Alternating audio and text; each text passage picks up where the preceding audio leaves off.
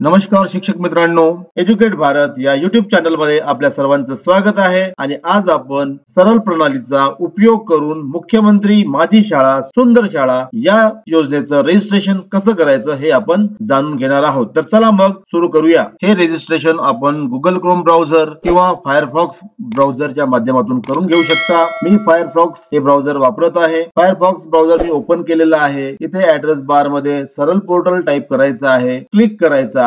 अशा पद्धतीचा एक टॅब किंवा लिंक तुम्हाला पाहायला मिळेल, यावर क्लिक करायचं आहे। इथे क्लिक केल्यानंतर तुमच्या समोर अशा पद्धतीचा एक पेज येईल। त्या पेजच्या राईट साइडला मुख्यमंत्री माझी शाळा सुंदर शाळा ही लिंक दिलेली आहे। या लिंक वर तुम्हाला क्लिक करायचं आहे आणि यावर क्लिक केल्यानंतर लॉग इन पेज येईल। हे सरळ प्रणालीचं स्कूल पोर्टल आहे आणि सरळ प्रणालीमध्ये स्कूल पोर्टलला जे तुमचं आयडी आणि पासवर्ड आहे ते टाकून तुम्हाला लॉग इन करून घ्यायचं आहे। मी लॉग इन वर क्लिक करतो आहे आणि लॉग इन वर क्लिक केल्यानंतर लॉग इन झालेला आहे आणि या लॉग इनच्या राईट साइडला मुख्यमंत्री माझी शाळा सुंदर शाळा ही एक लिंक दिलेली आहे। या लिंक वर क्लिक करायचं आहे। त्यानंतर तुमच्या समोर एक रजिस्ट्रेशन पेज येईल। हे मुख्यमंत्री माझी शाळा सुंदर शाळा या योजनेचा किंवा या अभियानाचं रजिस्ट्रेशन पेज आहे। या ठिकाणी एक सूचना पण दिलेली आहे, आपल्याला प्रत्येक गोष्ट पीडीएफ फाईलच्या स्वरूपामध्ये अपलोड करायची आहे आणि या पीडीएफ फाईलचा साईज 2 MB पेक्षा जास्त नसावा।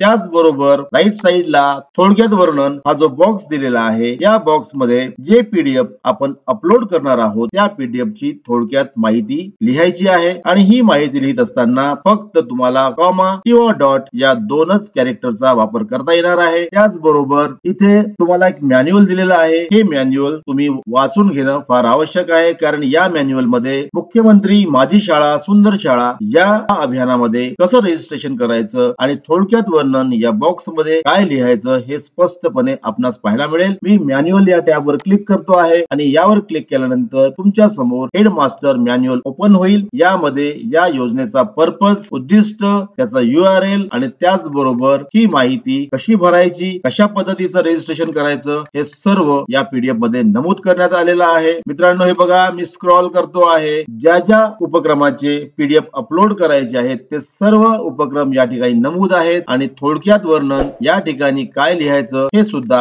या पीडीएफ मध्ये नमूद करण्यात आलेलं आहे। ज्या पद्धतीने थोडक्यात वर्णन या बॉक्स मध्ये पॉइंट लिहिलेले आहे त्याच पद्धतीने आपल्याला रजिस्ट्रेशन करताना माहिती भरायची आहे। मी परत एकदा आपल्या मूळ लॉग इन कडे जातो आहे। इथे गेल्यानंतर परत एक लिंक आहे, त्याला संबंधित शासन निर्णय म्हणतात। 30 नोव्हेंबर 2023 च ते शासन निर्णय आहे। यावर तुम्हाला क्लिक करायचं आहे आणि क्लिक करून या योजनेची व्याप्ती, याचं उद्दिष्ट, याचे प्रस्तावना आणि त्याचबरोबर कोणकोणत्या समित्यांच्या मार्फत या योजनांचं मूल्यांकन होणार आहे, कशा पद्धतीचे गुण दिले जाणार आहेत, कोणत्या बाबीवर किती गुण आहेत, या सर्व बाबी या पीडीएफ मध्ये या शासन निर्णयामध्ये दिलेले आहेत। हा फ्लो चार्ट आहे आणि शाळांचं कसं मूल्यांकन होईल, कशा पद्धतीचे पुरस्कार दिले जातील हे सर्व या फ्लो चार्ट मध्ये दिलेले आहेत। याचं आपण वाचन करावं, अभ्यास करावं आणि विचारपूर्वक आपल्याला शाळांचं रजिस्ट्रेशन करायचं आहे। परत एकदा आपण मूळ पेज कडे जाऊया। आता बघा, इथे तुम्हाला दिसत आहे की ही जी चाचणी आहे किंवा हे जे रजिस्ट्रेशन आहे हे 100 गुणांचं आहे आणि हे 100 गुण अ आणि ब अशा 2 भागामध्ये विभाजित केलेले आहेत। अ जो भाग असेल तो विद्यार्थी केंद्रित उपक्रमांचा असेल, जे विद्यार्थ्यांसाठी आपण शाळेमध्ये जे वेगवेगळे उपक्रम राबविलेले आहेत त्यासाठी 60 गुण आहेत आणि पुढे शाळांसाठी 40 गुण आहेत। तिथे पहिला पॉइंट जो आहे तो आहे शाळा व परिसराचे सौंदर्यीकरण। या एक पार्ट मध्ये 4 वेगवेगळे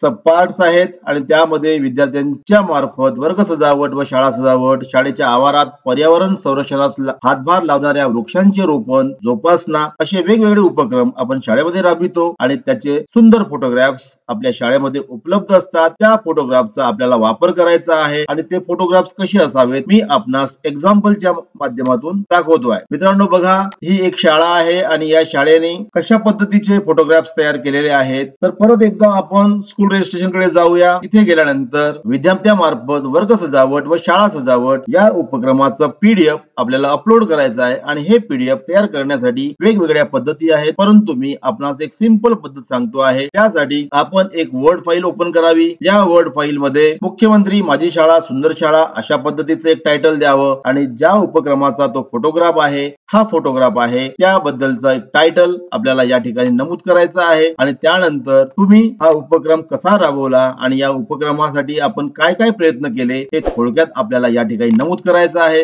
हे सगळं झालं की या फाईलची एक पीडीएफ तयार करायची आहे। मी पीडीएफ तयार करून ठेवलेली आहे। त्या पीडीएफ ला मी एक नाव पण दिलेलं आहे। तुम्हाला सुद्धा जर पीडीएफ तयार करायचं असेल तर तुम्ही फाईल या मेनूवर क्लिक करू शकता, प्रिंट या मेनूवर क्लिक करू शकता। इथे प्रिंटर मध्ये मायक्रोसॉफ्ट प्रिंट टू पीडीएफ अशा पद्धतीचा प्रिंटर आपण सिलेक्ट करू शकता आणि प्रिंट वर क्लिक करून एक पीडीएफ आपण तयार करू शकता। याला आपण स्कूल प्रीमाइस असं पण नाव देऊ शकतो। मी स्कूल प्रीमाइस असं नाव दिलेलं आहे, सेव्ह केलेलं आहे आणि सेव्ह करून ते पीडीएफ जनरेट झालेलं आहे। मी परत एकदा पोर्टलवर येतो आहे, रजिस्ट्रेशन पेज वर येतो आहे। आता जे आपण पीडीएफ तयार केलेलं आहे ते पीडीएफ आपल्याला अपलोड करायचं आहे। ब्राउज करा यावर आपल्याला क्लिक करायचं आहे आणि क्लिक केल्यानंतर ज्या फोल्डर मध्ये आपण ते पीडीएफ तयार केलेलं होतं तो फोल्डर ओपन करायचा आहे आणि ते पीडीएफ आपल्याला अपलोड करायचं आहे। बघा एक पीडीएफ अपलोड झालेली आहे। आता या विद्यार्थ्यांमार्फत वर्ग सजावट व शाळा सजावट याबद्दल आपल्याला थोडक्यात माहिती लिहायची आहे आणि माहिती लिहित असताना फक्त कॉमा किंवा डॉट या दोनच बाबीचा वापर करायचा आहे। मी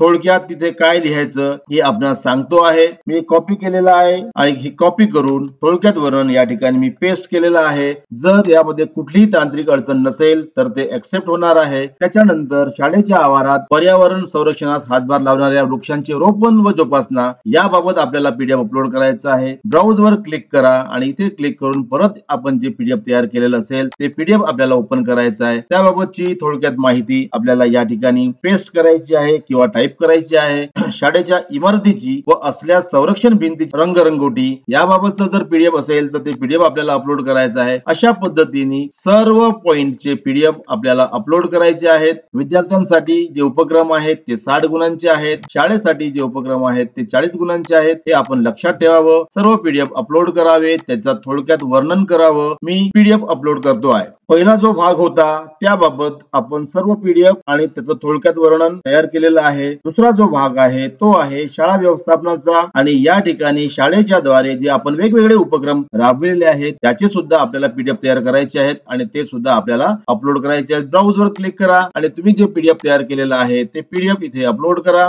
मी सर्व पीडीएफ अपलोड केलेले आहेत आणि त्याचं थोडक्यात वर्णन सुद्धा त्या बॉक्स मध्ये लिहिलेलं आहे। आता तुम्ही एकदा सेव्ह या बटनवर क्लिक करा। सेव्ह या बटनवर क्लिक केल्यानंतर तुम्ही भरलेली माहिती सेव्ह होईल आणि त्यानंतर जर तुम्हाला आणखीन जर वाटत असेल की आपल्याला काही बदल करायचा असेल तर तुम्ही परत एकदा ब्राउज करा, यावर क्लिक करून नवीन पीडीएफ आपण अपलोड करू शकता आणि मग सर्व बाबीची खात्री झाल्यानंतर फायनलाइज या बटनवर आपल्याला क्लिक करायचं आहे आणि मुख्यमंत्री माझी शाळा सुंदर शाळा या योजनेचं सबमिशन करायचं आहे। एज्युकेट भारतच्या माध्यमातून आपण मुख्यमंत्री माझी शाळा सुंदर शाळा या योजनेचं रजिस्ट्रेशन कसं करायचं हे आपण सांगितलेलं आहे, त्याचं प्रात्यक्षिक बघितलेलं आहे। आपण प्रथमच जर या चॅनलला आला असाल तर या चॅनलला आपण अवश्य सबस्क्राईब करावं, व्हिडिओला लाईक करावं आणि हा व्हिडिओ सर्वांना शेअर करावा। Thank you so much.